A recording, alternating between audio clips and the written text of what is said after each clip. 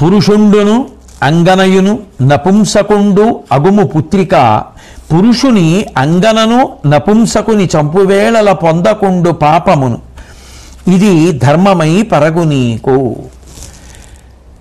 నువ్వే పురుషుడిగా మారిపోతుంటావు, నువ్వే స్త్రీగా మారిపోతుంటావు, నువ్వే నపుంసకుడుగా మారిపోతుంటావు. ఎందుకని? ఒక స్త్రీని చంపవలసి వచ్చినప్పుడు నువ్వు పురుషుడిగా ఉంటే అయ్యయ్యో ఇప్పుడు ఈమెని చంపేస్తే ఈ కుటుంబం అంతా ఇలా ఆధారపడి ఉంటుంది కదా ఒక స్త్రీ మీద. తెల్లవారి లేస్తే అమ్మా అని పిల్లలు ఏడుస్తారు, ఆవిడ లేదని ఆయన ఏడుస్తాడు, ఆయనకి పుణ్యకార్యాలు చేసుకునే శక్తి పోయింది, ఆ పిల్లలకి తల్లి రక్షణ పోయింది అని చంపలేకపోవచ్చు. నువ్వు స్త్రీగా ఉంటే పురుషుణ్ణి చంపేటప్పుడు సౌమ్యభావన చేత చంపలేకపోవచ్చు. స్త్రీగా కానీ పురుషుడుగా కానీ ఉంటే నపుంసకుణ్ణి చంపలేకపోవచ్చు. అందుకే నీకు ఒక వరం ఇస్తున్నాను. పురుషుణ్ణి చంపేటప్పుడు పురుష రూపాన్ని పొందుతావు, స్త్రీని చంపేటప్పుడు స్త్రీ రూపాన్ని పొందుతావు, నపుంసకుణ్ణి చంపేటప్పుడు నపుంసక రూపాన్ని పొందుతావు.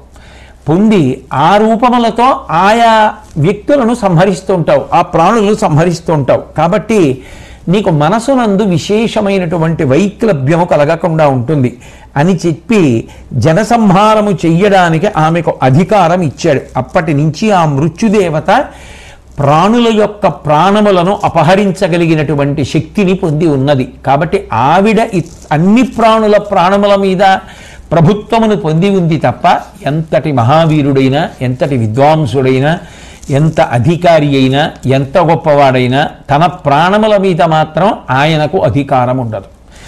ఆమె ఉగ్గడించాలనుకున్నప్పుడు ఉగ్గడిస్తుందంతే. మరి దేవతాస్వరూపం ఎందుకైంది అంటే జర్జరీభూతమైనటువంటి శరీరం నుంచి కూడా విడుదల పొందడానికి జీవుడు ఇష్టపడక శిథిలమైపోయినటువంటి కోటలో ఉండాలనుకున్నటువంటి రాజులా ఇంకా ఆ శరీరమునందే వాసం చేయడానికి వెంపర్లాడుతున్నటువంటి సమయంలో ఇంకా ఈ కోటలో ఉండి ఈ శరీరంలో ఉండి ఏ ఉత్తమ కర్మలు చేసుకుంటావు, ఇది ఎందుకు పనికొస్తుందని ఆ శరీరము నుంచి విడుదల పొందించి మళ్ళీ పునర్జన్మయందు ఇంకొక తేజోవంతమైన శరీరమును పొందడానికి ఆమె యువతల పార్శ్వమునందు కారణమవుతోంది. కాబట్టి జీవుడికి అనుగ్రహప్రదాతయే కాబట్టి దేవతాస్వరూపమే. అందుకే సనాతన ధర్మంలో మృత్యువుని కూడా దేవతగా కీర్తించగలిగినటువంటి ఆ వైభవాన్ని పొందింది. కాబట్టి మృత్యుదేవత అనబడేటటువంటి పేరుతో చతుర్ముఖ బ్రహ్మగారు సృష్టికర్తయే సృష్టించాడు. ఆమె కారణముగా ప్రాణులు పడిపోతుంటాయి. దాని చేత లోకము కొత్త ప్రాణులు పుడుతూ ఉండడం, పెరుగుతూ ఉండడం, వాళ్ళు అనుభవిస్తూ ఉండడం, ఎవరికి కావలసినటువంటి సౌకర్యం వారికి లభించేటట్టుగా పరమేశ్వరుడు చూశాడు అని చెప్పిన తరువాత ధర్మరాజు గారు భీష్మాచార్యుల వారి వంక చూసి, సజ్జనులైనటువంటి వారు తమ మనసులో ధర్మానికి భయపడుతూ ఉంటారు. ఆ ధర్మం అనేటటువంటిది ఇంత గొప్పదా, అంత పూజించవలసినదా? సత్పురుషులైనటువంటి వారు ధర్మమునకు ఇబ్బంది కలిగితే, ధర్మానుష్ఠానం చేయడంలో ఏదైనా సమస్య ఏర్పడితే, అయ్యో నేను ధర్మం తప్పిపోయానేమో అన్నప్పుడు చాలా ఖేదాన్ని పొందేస్తూ ఉంటారు. అంత పూజింపదగినదా ధర్మం అని అడిగితే ఆ భీష్మాచార్యుల వారు మాట్లాడుతూ, మనిషి కర్మ చెయ్యకుండా ఉండలేడు, ఏదో ఒక కర్మ చెయ్యాలి. కర్మ అంటే క్రియ, ఏదో ఒక క్రియ చెయ్యాలి. ఏ క్రియ చెయ్యకుండా ఉండలేడు, ఉండకూడదు కూడా. కాబట్టి చెయ్యాలి. కానీ ఆ చేసినప్పుడు జీవుడు ఉత్తమ ఫలితములను పొందుతూ ఉండాలి. ఎందుకంటే ఈ శరీరంతో అయిపోదు కదా, ఈ జన్మలో మోక్షం వచ్చేస్తుందని నమ్మకం ఏం లేదు.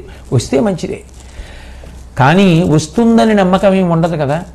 ఉండనప్పుడు మళ్ళీ మంచి శరీరంలోకి వెళ్ళాలి కదా. మంచి శరీరము అంటే గురువుని శాస్త్రాన్ని పట్టుకోవడానికి యోగ్యమైన శరీరము కోటానుకోట్ల శరీరములలో గొప్పది మనుష్య శరీరమే కదా.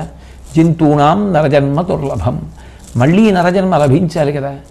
ఆ నరజన్మలో ప్రవర్తించవలసిన విధానంలో ప్రవర్తించడానికి కావలసినటువంటి సమస్త వస్తు సంచయము అందుబాటులోకి రావాలి కదా. అటువంటి అన్ని అందుబాటులోకి రావాలి అంటే చేసిన పుణ్యం ఉండాలి కదా.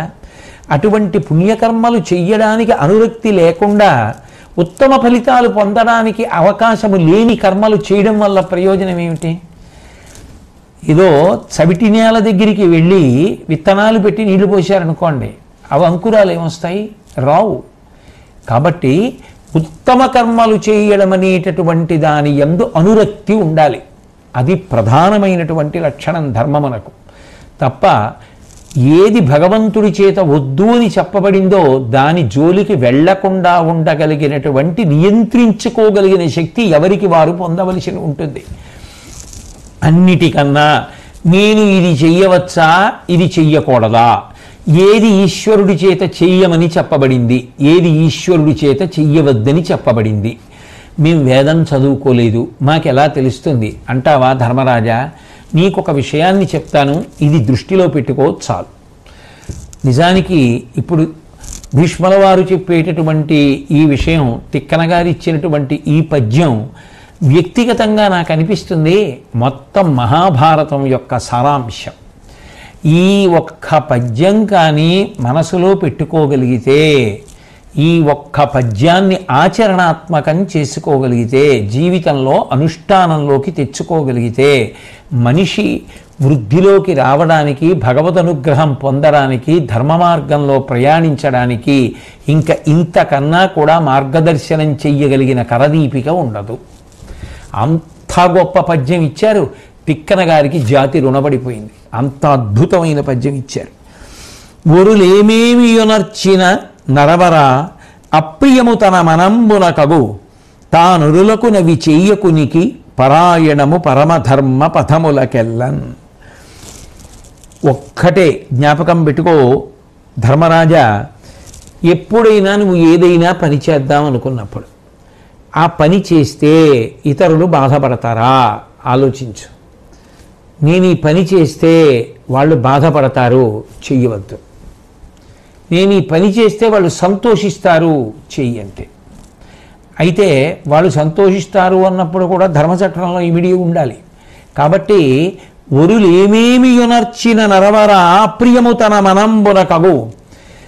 ఎవరైనా తనకి చేశారనుకోండి ఆ పని, అది ఆలోచించేటప్పుడు నేను అవతల వారికి చేస్తే వాళ్ళు సంతోషిస్తారా అంటే ఒక్కొక్కసారి మన మనసు ఇంకొకలా తీర్పు చెప్పచ్చు. ఎందుకు సంతోషించరు అనిపించవచ్చు. కాకుండా తేలిక మార్గాన్ని భీష్మాచార్యుల వారు ఉపదేశం చేస్తున్నారు. నువ్వు ఇంకొకరికి ఒక పని చేసేటప్పుడు, ఇంకొకరికి నీ పని వలన ఒక ఫలితమో ప్రభావమో ఏర్పడుతుంది. అది చేసేటప్పుడు వాళ్ళు నా పట్ల అటువంటి పని చేస్తే నేను బాధపడతానా?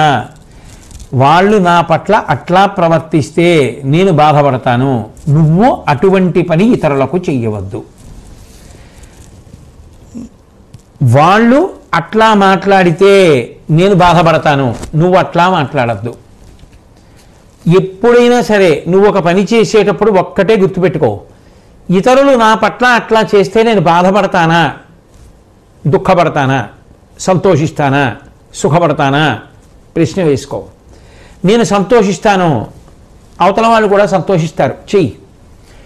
ఒకవేళ అవతల వాళ్ళు చేసిన పనికి నేను బాధపడతాను, నువ్వు చేసే పనికి అవతల వాళ్ళు కూడా బాధపడతారు, కాబట్టి చెయ్యవద్దు. ముందు నువ్వు ఒక పని చేసేటప్పుడు నీకు అన్వయం చేసి చూసుకో. ఇతరులు నాకు చేస్తే నేను బాధపడతానని నీకు అనిపిస్తే అది నువ్వు ఇతరుల పట్ల చెయ్యవద్దు. అంతే ధర్మం. ఇంకేంటి? ఈ మాట నన్నంటే బాధపడతాను, నువ్వు ఇతరులను అనద్దు. ఈ పని నా పట్ల చేస్తే బాధపడతాను, నువ్వు ఇతరుల పట్ల చేయవద్దు. మొత్తం ధర్మాన్నంతటినీ ఒక్క పద్యంలోకి తీసుకొచ్చాడు.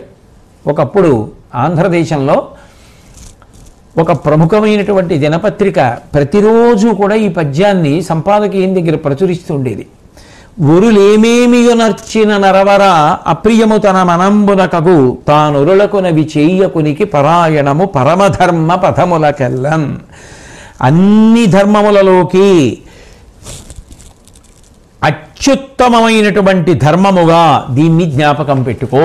ఇది జ్ఞాపకం పెట్టుకుంటే ఇక నువ్వు ఇది చెయ్యవచ్చా, ఇది చేయకూడదా, ఇది ధర్మమా, ఇది అధర్మమా అంత బెంగ పెట్టుకోవలసినటువంటి అవసరం ఉండదు. అంటే ధర్మరాజు గారు భీష్మాచార్యుల వారి వంక చూసి నమస్కరించి, నాకు ఉత్తమమైనటువంటి ఆచారము ఎట్లా ఉంటుందో చెప్పవలసింది అని చెప్పి అడిగారు. అడిగితే ఆయన ఆ ఉత్తమమైనటువంటి ఆచారం గురించి చెప్తున్నారు. చెప్పేటప్పుడు భీష్మాచార్యుల వారి యొక్క గొప్పతనం ఏంటంటే, ఏ ప్రశ్నకైనా సరే ఒక అద్భుతమైనటువంటి ఉపమానాన్ని తీసుకొస్తూ ఉంటారు, ఒక ఉపాఖ్యానాన్ని తీసుకొస్తూ ఉంటారు. తీసుకొచ్చి ఆ ఉపాఖ్యానాన్ని చెప్పడం ద్వారా ఆయన చాలా బాగా హత్తుకునేటట్టుగా చెప్తూ ఉంటారు. ఉండవలసినటువంటి ప్రధానమైనటువంటి ఆచారం ఏది అని కదా ధర్మరాజు గారి ప్రశ్న. దానికి చెప్తున్నారు, పూర్వం జాజలి అనబడేటటువంటి ఒక ముని ఉండేవాడు. ఆయన ఏ కదలిక లేకుండా కూర్చుని నిరంతరము ధ్యాననిష్టాపరాయణుడై ఉండేవాడు. అలా కూర్చుని ఉండడంలో ఆయన జుట్టు విశేషంగా పెరిగిపోతే ఆ పక్కన ఉండేటటువంటి పిచ్చుకలన్నీ కూడా వచ్చి ఆయన జుట్టులో చేరి గుడ్లు పెట్టి పొదిగి పిల్లల్ని చేసి ఆహారం తెచ్చి వాటికి అందించి ఇక ఆ తలలో కావలసినంత గొడవ. ఇంకా పిచ్చుకలన్నీ కూడా అక్కడ సంసారం చేసి పెద్ద హడావిడి చేస్తూ ఉండేవి. అటువంటి సమయంలో ఆయన కదలకుండా అట్లాగే కూర్చొని తనలో తాను అనుకుంటూ ఉండేవాడు, నా అంత ధర్మనిష్ట కలిగిన వాడు లోకంలో ఎక్కడైనా ఉంటాడా? చూసావా, కదిలితే వాటికి ఇబ్బంది కలుగుతుందని నేను కదలకుండా ఎట్లా కూర్చున్నాను, ఎంత ధర్మనిష్ట కలిగిన వాడిని అని తనకు తాను అనుకుంటూ ఉండేవాడు. ఆయన మనసులో అనుకున్న మాటలు వినగలిగిన ప్రజ్ఞ కలిగిన అశరీరవాణి ఒక రోజున జవాబు చెప్తూ అంది, నిన్ను నువ్వు మెచ్చుకుంటూ మాట్లాడడం గొప్ప కాదు, ఒక్కసారి అంత గొప్పవాడైనటువంటి తులాధారుడు కూడా ఇటువంటి మాట ఎన్నడూ అననివాడు అని తెలుసుకో అంది. నిన్ను నువ్వు మెచ్చుకోవడం గొప్ప కాదు, నీకన్నా అంత గొప్పవాడైన తులాధారుడు కూడా ఎప్పుడూ ఇట్లా మాట్లాడి ఎరగడని తెలుసుకో అనేసరికి ఎవరా మహాత్ముడు, ఎవరా తులాధారుడు అని ఆయనని చూడాలి అని అనుకున్నాడు. వెంటనే ఆయన కాశీలో ఉంటాడు అన్న జవాబు ఆకాశంలోంచి వినపడగానే ఆయన బయలుదేరి కాశీ పట్టణానికి వెళ్ళాడు. ఆ వెళ్ళి తులాధారుణ్ణి చూడాలి అనుకున్నప్పుడు నిజానికి ఆయన మనసులో ఆదరభావం లేదు, మాత్సర్యం ఉంది ఈ ముని యొక్క మనసులో. ఎందుకని అంటే, ఇంత గొప్పగా నేను కదలకుండా కూర్చుని ఉంటే ఎవడో కాశీలో కూర్చున్న తులాధారుడు గొప్పవాడు అంటుంది ఏమిటో శరీరం అని. ఆయన ఎంత గొప్పవాడు, ఎలా గొప్పవాడు అవుతాడు నాకన్నా అంటే అవతల వారి యందు తక్కువ చేసినటువంటి భావన, ద్వేషభావనే తప్ప నిజానికి అశరీరవాణి పలికింది అని ఆదరభావంతో ఆ ముని వెళ్ళలేదు కాశీకి, మాత్సర్యముతోటి వెళ్ళాడు. వెడితే ఆ తులాధారుడు ఏదో వ్యాపారం చేసుకుంటున్నాడు. ఆయన ఈ వచ్చినటువంటి జాజిలి మునిని చూసి, అయా మీ యొక్క తల మీద పిచ్చుకలు అన్ని గూళ్ళు కట్టుకొని అంత సంతోషంతో అంత హాయిగా ఉంటున్నా కూడా మనోవికారం లేకుండా తపస్సు చేసుకోగలుగుతున్నావు అంటే నువ్వు చాలా గొప్పవాడివి అన్నాడు. ఆయన ఆశ్చర్యపోయాడు ఆ జాజిలి. ఎందుకనంటే నేను ఏ మనోవికారమును పొందిన కారణం చేత అశరీరవాణి నాకు హితవు చెప్పిందో ఆ భావన ఈయన వెంటనే గ్రహించి నన్ను అట్లా సంబోధించి మాట్లాడాడే అనుకున్నాడు. అనుకున్న తర్వాత నీకు జ్ఞానాతిశయము ఎట్లు కలిగినది అని అడిగాడు తులాధారుణ్ణి. అడిగితే ఆ తులాధారుడు జవాబు చెప్తూ, విలుచుట నమ్ముట నొలయదు వంచన అర్హలాభంబున అనుభవింతు సరి సిద్ధ్యసిద్ధులు సమలోష్ట కాంచనమయ్యుండు మనసు నిందాభినుతులు హింసయు ఆత్మ ప్రశంసయు లేవు భూతంబులయందెల్లా దయఘటిల్లు అభయ దక్షిణమగు అంచిత సత్య యాగము సిల్లు కోర భోగమును ఇషము ఎవ్వరికి మేలు చేసిన ఇంత చేసినాడనను బుద్ధి మమత ఎన్నండు నాకు కలుగదు. ఏమియు వలపు ఒల్లమియును పుట్టదు నిక్కమింతయు మహాత్మా అన్నాడు. ఓ మహాత్మా, నేను ఈ క్రయ విక్రయాలు చేసేటప్పుడు ఈ వ్యాపారంలో ఎన్నడూ మోసమన్న విషయానికి తావివ్వను. ఎంతొచ్చింది అని కాదు, వచ్చిన లాభాన్ని అనుభవిస్తాను. ఒక్కొక్కసారి నష్టం వచ్చినా సమభావంతోనే ఉంటాను. మట్టి పెళ్ళనైనా బంగారాన్నైనా ఒక్కలాగే భావన చేస్తాను. స్తుతికి పొంగిపోను, నింద చేస్తే కుంగిపోను. నన్ను నేను పొగుడుకోవడం అనేటటువంటిది ఎన్నడూ చెయ్యను. నువ్వు అడిగావు కాబట్టి చెప్పవలసి వచ్చింది కాబట్టి చెప్పడమే తప్ప నేను ఏర్పరుచుకున్న గుణములు అని చెప్పడం తప్ప పొగుడుకోవడం కోసం కాదు. నన్ను నేను ఎన్నడూ పొగుడుకోవడానికి ఇష్టపడను. అన్ని ప్రాణుల పట్ల దయ కలిగి ఉంటాను. నేను సత్యాన్ని ఎప్పుడూ పలుకుతూ ఉంటాను. దాని కారణము చేత లోకమునకు భయము రాదు. ఎందుకని అంటే ధర్మ సూక్ష్మమును తెలుసుకొని, సత్యమునందలి సూక్ష్మమును తెలుసుకొని భూతముల యొక్క క్షేమము కొరకు పలుకుతూ ఉంటాను. కాబట్టి నా వలన ఏ భూతములకు భయం ఏర్పడదు. భీష్ముడు పూర్వం చెప్పి ఉన్నాడు, భూతములకు ప్రాణ సంకటం కలిగిన స్థితిలో చెప్పినటువంటి సత్యము కూడా అబద్ధమే. ప్రాణుల యొక్క ప్రాణ రక్షణ కొరకు మాట్లాడిన అబద్ధము కూడా సత్యమే. అంటే ఆ ధర్మ సూక్ష్మము నెరిగి ప్రవర్తిస్తాను కాబట్టి నేను పలికిన పలుకుల వలన భూతములకు అభయస్థితి కలుగుతుంది.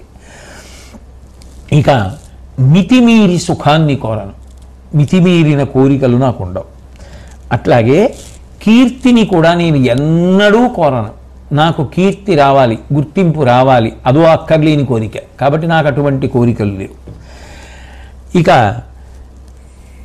ఏదైనా ఎవరికైనా ఉపకారం చేసినా నేను ఈ ఉపకారం చేశాను, నేను ఈ ఉపకారం చేశాను అన్న భావన నా మనసులో ఎప్పుడూ కూడా ఉండదు. నాకు దేని మీద మమకారము లేదు, ద్వేషభావన లేదు. నేను చెప్పినది సత్యము, నన్ను నేను పొగుడుకోవాలని చెప్పలేదు. మీరు ఏ గుణముల చేత జ్ఞాన వికాసమును పొంది ఉన్నారు అని అడిగారు కాబట్టి దాని కొరకు చెప్పాను తప్ప నన్ను నేను పొగుడుకోవాలనేటటువంటి ఉద్దేశ్యంతో చెప్పినది కాదు అని చెప్తే ఆ తులాధారుడు చెప్పి అహంకారము, కోరిక ఈ రెండింటితో చేసేటటువంటి తపస్సు వలన ప్రయోజనం ఉండదు. పైగా అది లోభత్వాన్ని కలుగచేస్తుంది. దాన్ని తపోయజ్ఞములుగా పెద్దలైనటువంటి వారు మెచ్చరు.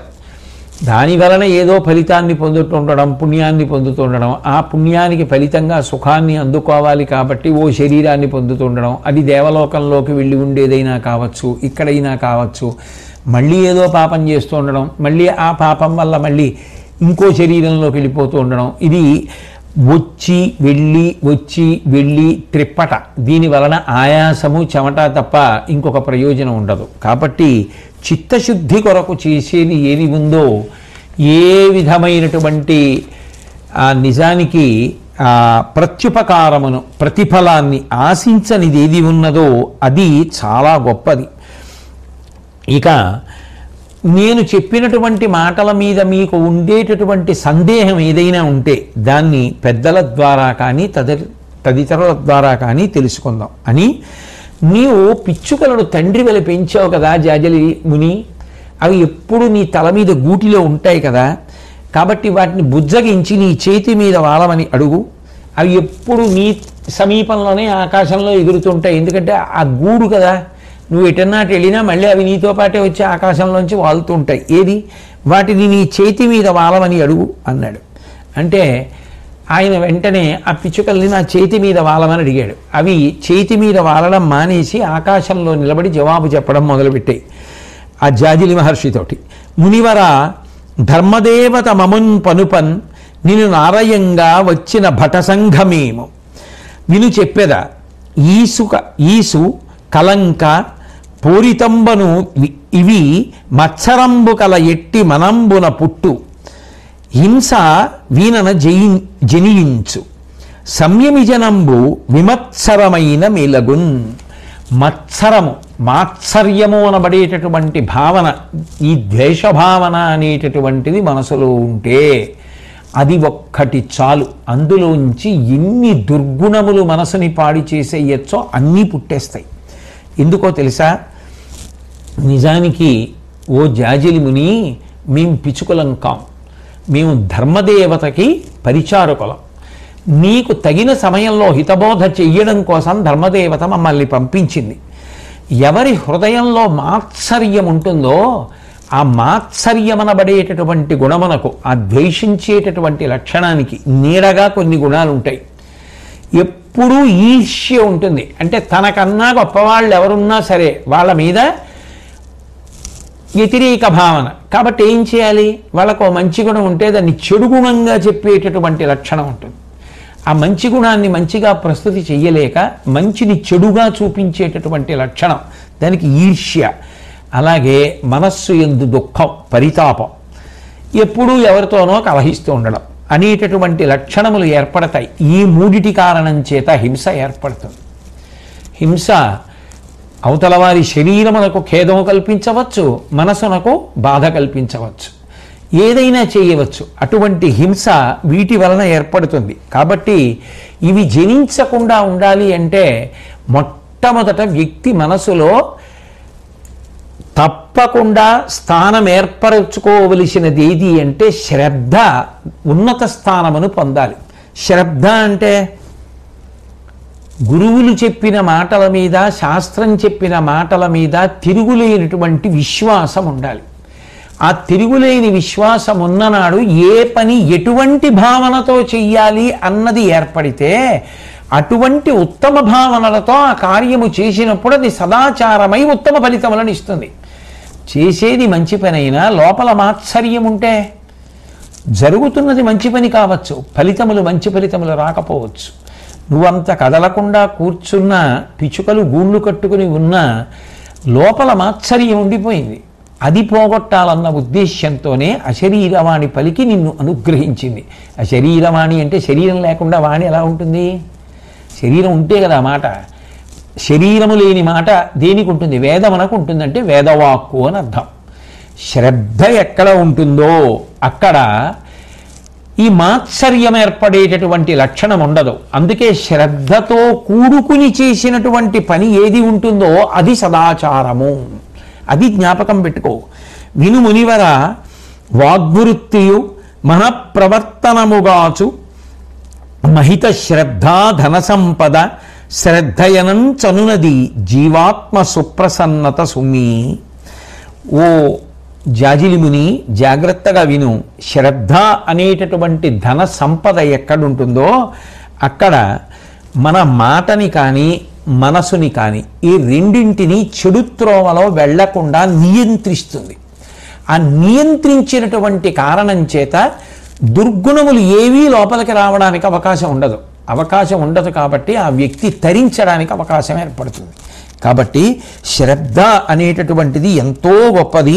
వినుము.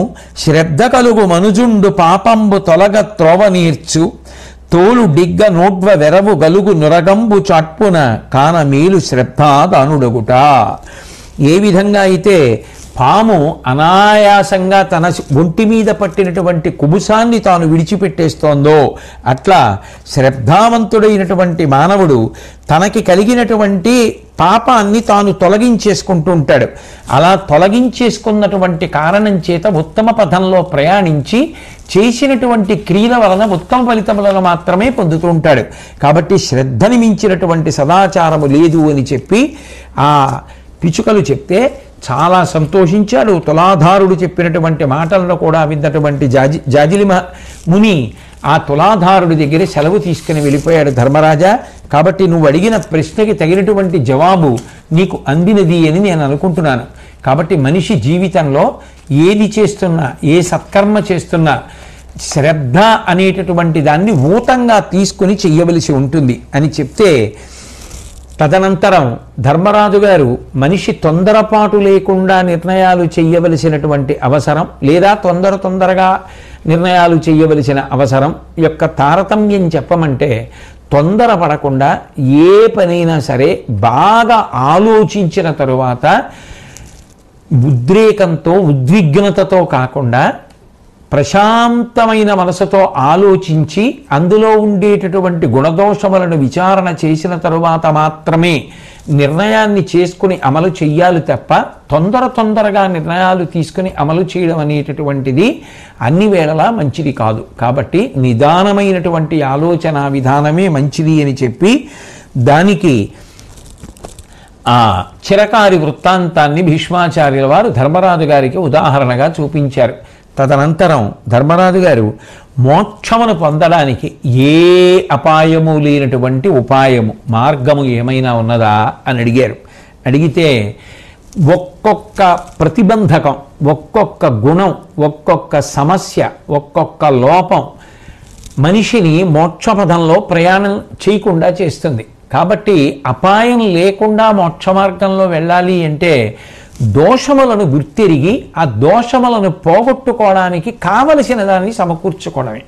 ఎందుకని అంటే లోకంలో ఒక్కొక్క గుణం నిజానికి మనం పట్టుకున్నది కాదు, అది మనని పట్టుకుంటుంది. ఉదాహరణకి జలగ ఉందనుకోండి, జలగని ఎవడూ తను పట్టుకోడు, జలగ మనని పట్టుకుంటుంది. ఒక ఏటిలో స్నానం చేస్తున్నాడు అనుకోండి, జలగొచ్చి పట్టుకుంది అనుకోండి, జలగని నేను పట్టుకుంటే జలగని నేను వదిలేస్తాను. జలగ నన్ను పట్టుకుంది, నేను ఎలా వదిలేస్తాను జలగని? జలగ నన్ను వదిలేయాలి. అప్పుడు ఏం చేయాలి? ఓ జలగా వదిలేయంటే వదలదు, నేను పట్టుకుంటే నేను పట్టుకున్నది కింద వదిలేస్తాను. అది నన్ను పట్టుకుంది, అది వదిలేయాలంటే ఏ కారణం చేత అది వదిలేస్తుందో ఆ పని చేస్తే వదిలేస్తుంది. ఏమో నాకు అనుభవపూర్వకంగా తెలియదు, కానీ ఎవరో చెప్పగా విన్నమాట. అది ఎంతవరకు నిజం నాకు తెలియదు, విన్నమాట నేను చెప్తున్నాను. ముగ్గు ఉంటుంది కదా, వీధిలో ముగ్గు వేస్తారు, పూర్వం వేసేవారు. ఇప్పుడు అందరికీ దాని గురించి తెలుసో తెలియదో కూడా నాకు తెలియదు. ఆ ముగ్గు కొద్దిగా తీసి జలగ పట్టుకున్న చోట, అది ఎక్కడ శరీరాన్ని పట్టుకుందో ఆ నోటి దగ్గర ముగ్గు వేస్తే దానికి చీకాకు కలుగుతుందట. ముగ్గు వాసన తగలగానే ఆ జలగ వదిలేసి కింద పడిపోతుంది. అంటే నేను జలగని పట్టుకోలేదు, జలగ నన్ను పట్టుకుంది. ఇప్పుడు నేను ఏం చేయాలి? ఏం చేస్తే జలగ వదిలేస్తుందో అది చేస్తే జలగ వదిలేస్తుంది. అట్లాగే అపాయం లేని ఉపాయం మోక్షానికి ఏమిటి అంటే, ఏవి అపాయములుగా ఏవి ప్రతిబంధకములుగా నిలబడుతున్నాయో తొలగించుకోవడానికి ఏం పట్టుకోవాలో అది పట్టుకుంటూ ఉండాలి. ఆ మార్గాన్ని భీష్ముడు చెప్తున్నాడు. చెప్పడం చిన్నదైనా అనుష్ఠించడానికి ఇంతకన్నా గొప్ప విషయాలు ఉండవు. అంత గొప్ప మార్గాలు చెప్పాడు భీష్ముడు. క్షమ క్రోధ అకృత సంకల్పత కామంబు చిరనిద్ర సత్వ సంసేవనమున గాఢ ధైర్యమున రాగద్వేషములు భయం అప్రమాదమున మోహంబు భ్రమము వినివర్తనాభ్యాసమున రోగములు ఉపద్రవములు హితము మితంబు కాలయోజితంబును అగు భోజనంబున జీవ సందర్శనమున నిశ్వాసము అఖిల విషయములు అంత విరసతావీక్షణమున నిత్య సంతోషణమున లోక లోభనిరతి కృప అధర్మము ఉచిత కృతావేక్ష ధర్మమవుల ద్రోవనేర్చుట ముక్తికి త్రోవ అధిప. ఎటువంటి గుణములు మనకి ప్రతిబంధకములుగా నిలబడతాయో అటువంటి గుణములను తొలగతోయడానికి ఏవి మనం ప్రయత్నపూర్వకంగా అలవాటు చేసుకోవాలో భీష్ముడు చెప్తున్నాడు. కోపాన్ని పోగొట్టుకోవాలి అంటే ఓర్పు నేర్చుకోవాలి. తొందరపడకుండా ఓర్పుతో సావధానంగా వెంటనే కదిలిపోకుండా నిలబడగలగడం, ఓర్పు పట్టడం రావాలి. ఇక కామం పోవాలి అంటే సంకల్పములను తగ్గించేసుకోవాలి. అదే పనిగా మనసులోంచి సంకల్పాలు పుట్టకుండా ఉండాలి అంటే మనసుకి మంచి ఆలంబనను ఇస్తుంటే మంచి సంకల్పములు చేస్తూ ఉంటుంది. రోజు కాసేపు భారతం చదువుతున్నారు అనుకోండి, భారతం గురించి ఆలోచిస్తుంది. భాగవతం జరిగితే భాగవతం గురించి ఆలోచిస్తుంది. సత్పురుషుల జీవిత చరిత్రలు జరిగితే అవి ఆలోచిస్తుంది. మీరు ఏది ఇస్తే అటువంటి సంకల్పములు ఉత్పన్నములవుతాయి. మంచి మంచి సంకల్పములు పుట్టిన సంకల్పములు కానట్టే, ఎందుకంటే అవి ఉత్తమ కార్యములకే కారణములవుతాయి. వాటి వలన ఏ విధమైనటువంటి వ్యక్తిగతమైనటువంటి ప్రయోజనము ఆశింపబడలేదు. కాబట్టి సంకల్పములను నిరోధించగలిగితే, తగ్గించగలిగితే కామము నశిస్తుంది.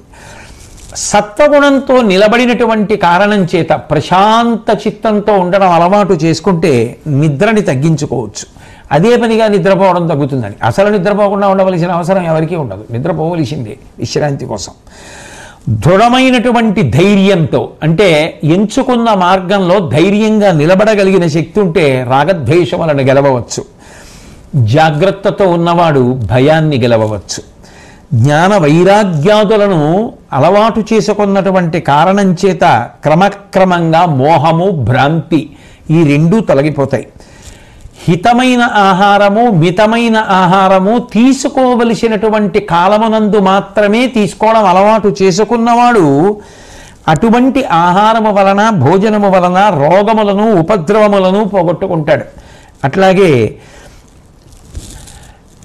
క్షేత్రజ్ఞుడై లోపల ఉన్నటువంటి పరమాత్మ యొక్క ఉనికిని తెలుసుకోవడానికి తీసి విడిచిపెట్టేటటువంటి ఊపిరి మీద జాగ్రత్తగా పరిశీలనము చేయడం అలవాటు చేసుకోవాలి. అట్లాగే ఇవన్నీ కూడా నిస్సారములు. ఏవి సుఖమనిపిస్తాయో అవి దుఃఖములు, ఏవి దుఃఖములు అనిపిస్తాయో సుఖములు. ఇవి కాసేపు అట్లా ఏదో సుఖమన్న భావనలు కల్పిస్తాయి తప్ప శాశ్వతములు కావు అనేటటువంటి విచారణ భావం బాగా మనసులో ఏర్పడితే శబ్దస్పర్శరస రూప గంధములనబడేటటువంటి ఈ పంచతన్మాత్రలకు సంబంధించిన సుఖముల మీద విరక్తి కలుగుతుంది. నిత్య సంతోషం తృప్తి వలన లోభగుణాన్ని గెలవవచ్చు. అట్లాగే దయ, మనిషి ప్రయత్నపూర్వకంగా అలవాటు చేసుకుంటే అధర్మ కార్యాలు చెయ్యడు. దయ ఉన్నవాడు వేరొకరిని బాధ పెట్టలేడు కనుక అధర్మ కార్యం తగ్గిపోతుంది. చిట్ట చివరికి ఎప్పటికప్పుడు సమీక్ష చేసుకోవడం అలవాటైనటువంటి వాడు తాను చేసేటటువంటి కర్మలను నియంత్రించుకొని వెళ్ళగలడు. అటువంటి వాడు అపాయములను తొలగించుకొని ఉపాయములను పట్టుకొని చిట్ట చివరికి మోక్ష పదం వైపుకి ప్రయాణం చేసి ఇప్పుడో ఒకప్పుడు ఈశ్వరానుగ్రహంతో మోక్షమును పొందుతాడు అని చెప్పిన తరువాత ధర్మరాజు గారు అడిగినటువంటి ప్రశ్నకి జవాబుగా ఆ శ్రీ మహావిష్ణువు యొక్క వైభవం గురించి ఒకానొకప్పుడు వృత్రాసురుడికి సనత్కుమారుడు చెప్పినటువంటి విషయాల్ని భీష్మాచార్యుల వారు ధర్మరాజు గారికి తెలియచేశారు.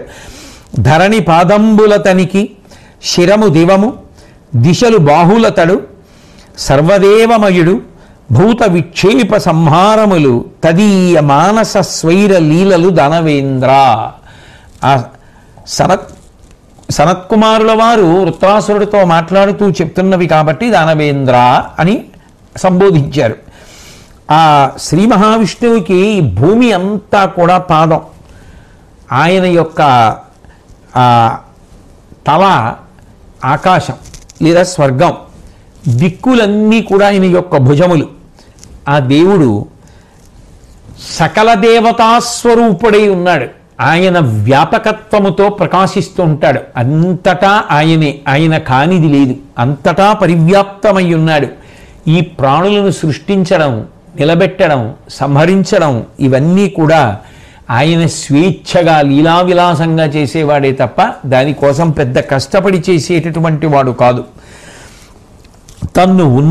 తన్ను ఉత్తమ మధ్యమాధమములైన ఛాయలొందంగా ప్రచుర పర్యాయ వృత్తి జీవుడమరత్వ ముఖ్య నానా విధములనుంది ఎక్కుచూ డిగ్గుచూ ఉండుచూవే.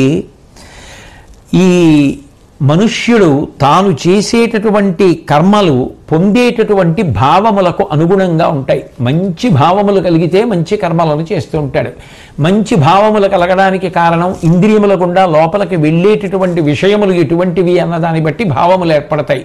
భావములకు అనుసరించి కర్మలు, కర్మలను అనుసరించి ఫలితములు, ఫలితములను అనుసరించి ఒక్కొక్కప్పుడు జీవుడు ఉత్తమ జన్మ పొందుతాడు, ఒక్కొక్కప్పుడు మధ్యమ జన్మ పొందుతాడు, ఒక్కొక్కప్పుడు నీచ జన్మ పొందుతాడు.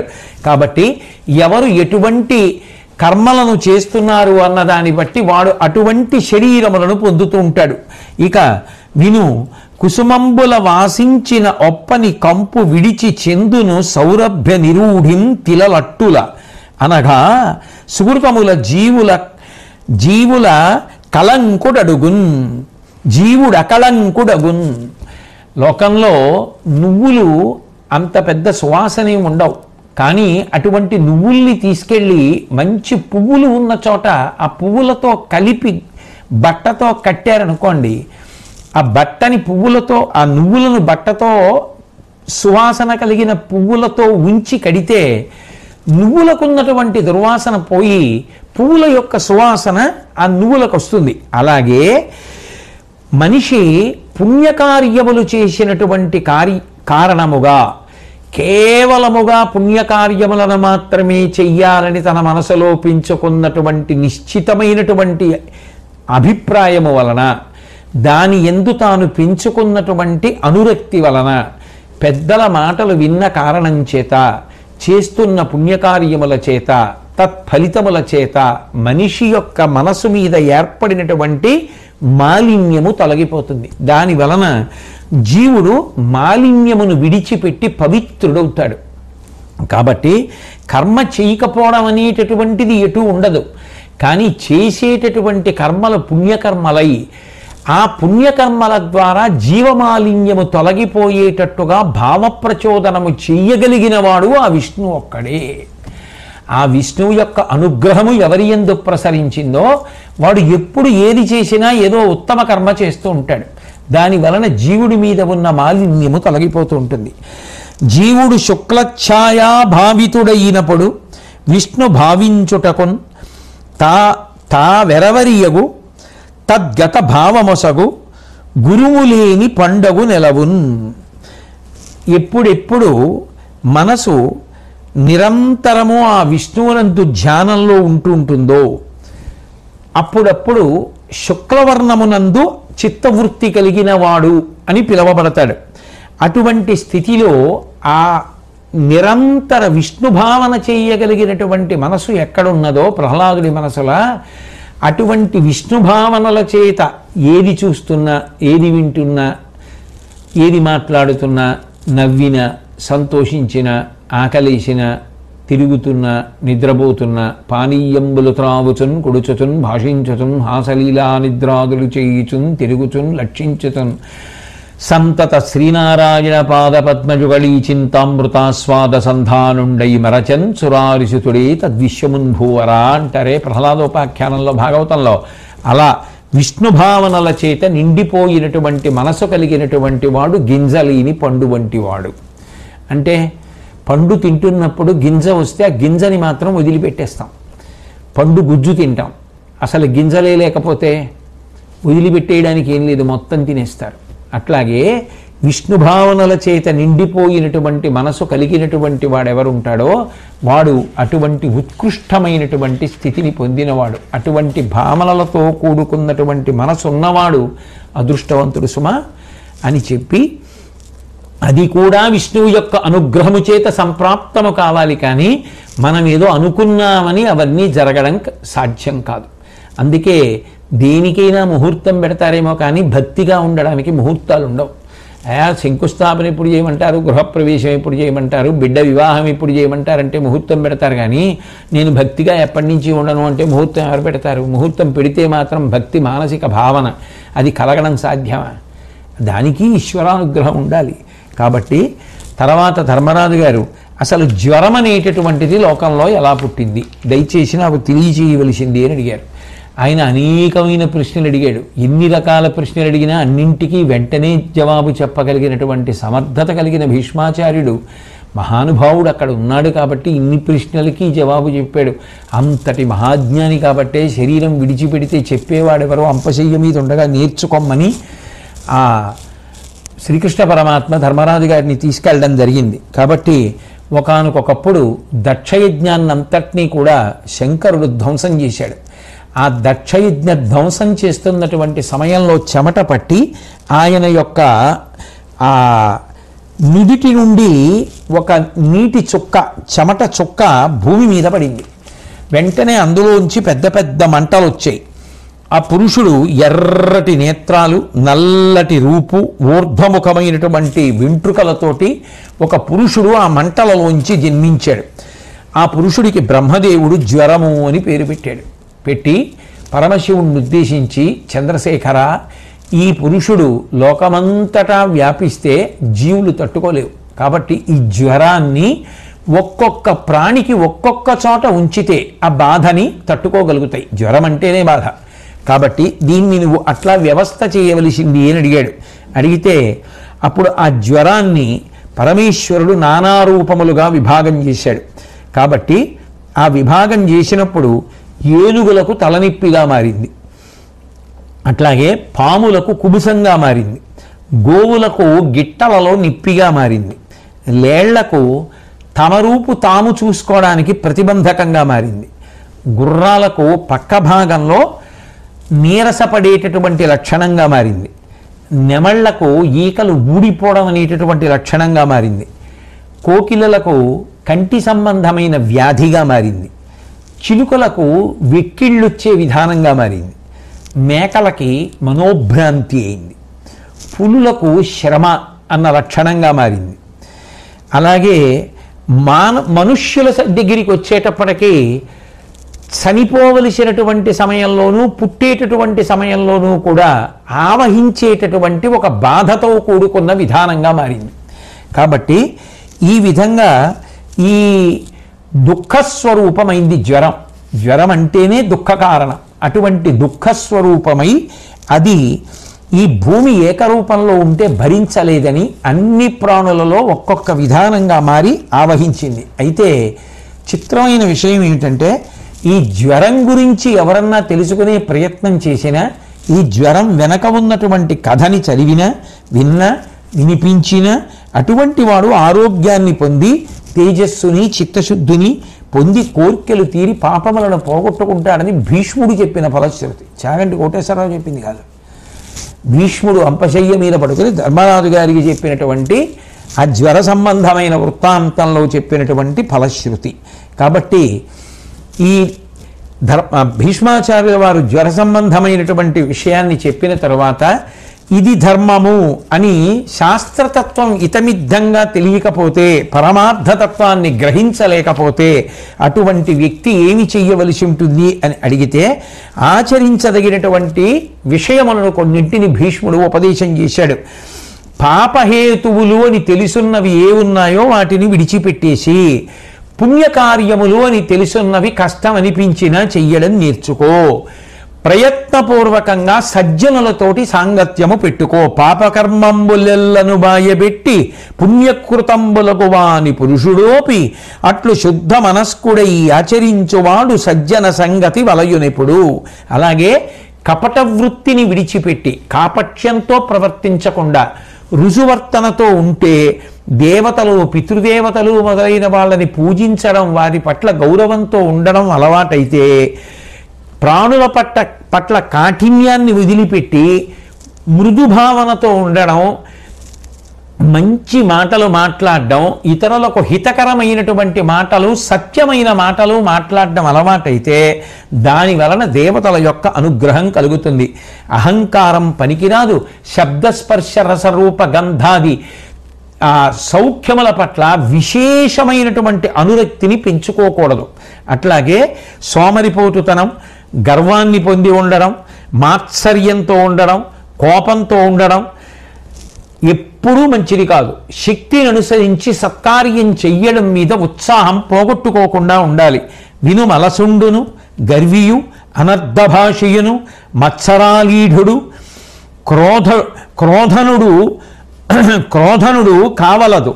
శక్త్యనురూపత చెయ్యవలయు ఆతిథ్యంబున్. తన శక్తి కొలతి ఆతిథ్యం ఇస్తూ ఎవరు లోకంలో అస్తమానం కోపంతో ఉండడం అనేటటువంటి గుణాన్ని విడిచిపెట్టేస్తాడో, సోమరిపోతుతనంతో కాలం గడిచిపోతోందిలే నిద్రపోదామని చెప్పి అలసత్వంతో ఉండకుండా ఉంటాడో, ఏదో ప్రతి చిన్న కారణానికి నా అంతవాడు లేడనేటటువంటి గర్వాన్ని పొందకుండా ఉంటాడో, ఎవరు మాటలు మాట్లాడినప్పుడు అందరూ సంతోషిస్తారో, నిష్ప్రయోజనమైనటువంటి మాటలు మాట్లాడుతూ కాలం గడిపేస్తూ దాంట్లో సంతోషం పొందేటటువంటి అలవాటుని ఎవడు వదులుకుంటాడో, మాట మాట్లాడితే దానికి ఒక ప్రయోజనం ఉండాలని ప్రయోజనకరమైన మాటలు ఎవరు మాట్లాడతాడో, మాత్సర్య దోషం లేకుండా ఎప్పుడూ ఇతరులను ద్వేషించేటటువంటి లక్షణం, అవతల వారు తనకన్నా గొప్పవారైతే వారి యందు ఉండేటటువంటి గుణములను దోషములుగా చూపించేటటువంటి లక్షణము ఎవరి యందు ఉండదో అటువంటి వాడు తప్పకుండా జీవితంలో వృద్ధిలోకి వస్తాడు.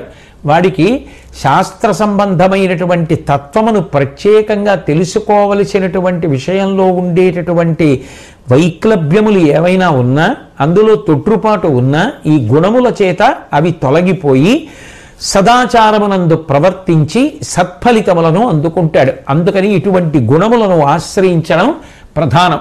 ఇన్ని గుణములను ఆశ్రయించడానికి పట్టుకోవలసిన ప్రధానమైనది పట్టుకోవాలి. ఏది అంటే సత్పురుషులతో కలిసి ఉండడం.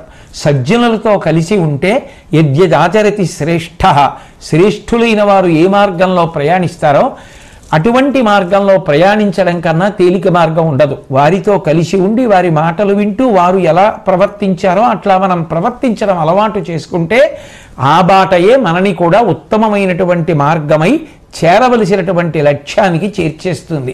కాబట్టి ఇటువంటి గుణములను అలవరుచుకోవాలి అని చెప్పి భీష్మాచార్యుల వారు ధర్మరాజు గారికి ప్రబోధం చేశారు. ధర్మరాజు గారు ఈ విషయాలన్నీ విని ఎంతో సంతోషాన్ని పొందారు. మళ్ళీ ధర్మరాజు గారు భీష్మాచార్యుల వారిని అడిగినప్పుడు ఏ మిగిలిన విషయములను కూడా చెప్పారు అన్నదాన్ని శ్రీకృష్ణ పరమాత్మ నా యందు అవ్యాజమైన కారుణ్యంతో పలికించినది రేపటి రోజున పలకగలను అని చెప్పి మనవి చేస్తూ సెలవు. స్వస్తి.